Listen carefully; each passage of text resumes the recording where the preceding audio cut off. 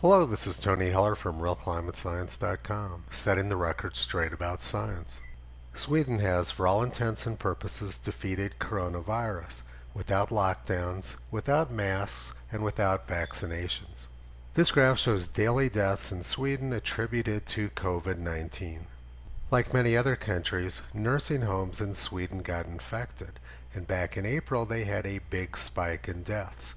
But since then, deaths have been steadily declining, and hardly anyone is dying in Sweden anymore from COVID-19. And the number of daily new cases in Sweden is also sharply declining. They are very close to or at herd immunity. Unlike almost every other country in the world, Sweden took a science-based approach.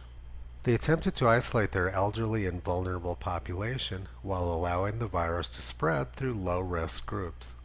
And at the same time, they educated their public about what they're doing. So Sweden has very little fear of the virus compared to many other countries.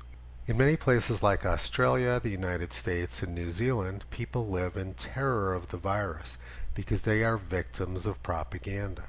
But Sweden, by using science and education, avoided this situation. Sweden's success creates a huge problem for totalitarians. They want people to believe that lockdowns, masks, and vaccinations are essential to defeat the virus, but Sweden showed that simply isn't true. So there's been a giant propaganda campaign launched against Sweden. I discussed this yesterday with my very liberal friend from Fort Collins, and she told me, Sweden has the 5th highest death rate in the world. They failed. Another favorite complaint is, Sweden had a much higher death rate than Norway and Denmark.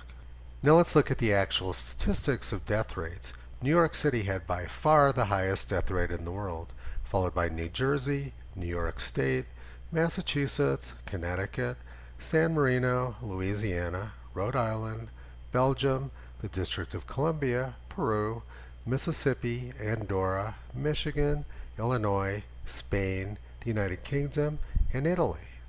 All of these places locked down, and then next in the list is Sweden, which never locked down and never mandated masks.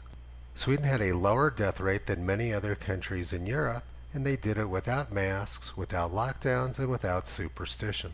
Furthermore, the 6,000 deaths they did have in Sweden were much lower than the 100,000 deaths which were predicted by models and by Swedish newspapers. By any reasonable metric, Sweden has done spectacularly well. But even Donald Trump is bashing Sweden. He doesn't want to admit that he took bad advice, allowed the governors to get out of control, and put 40 million people out of work for no reason. The death count in Sweden was much lower than the models predicted. But the death count is a straw man argument anyway.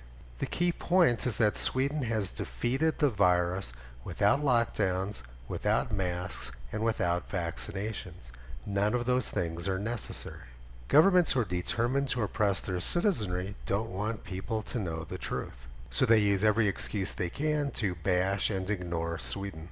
That's why I've been working so hard over the last few months to get the word out about Sweden's success. People need to understand that their government's attempts to oppress them are exactly that. It's not about science, and it's not about public health. It's about controlling people and taking away their freedom and civil rights. It's about implementing the Green New Deal.